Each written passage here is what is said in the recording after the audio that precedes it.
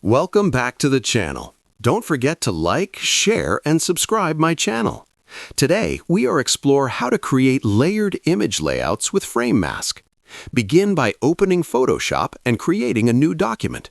Use the Frame tool to draw multiple overlapping frames for your images. Drag your visuals into the frames, adjusting scale and placement to maintain focus. Layer frames strategically to create depth and hierarchy in your layout. You can also add text or graphic elements between layers for added interest. Group frames and layers for easier management.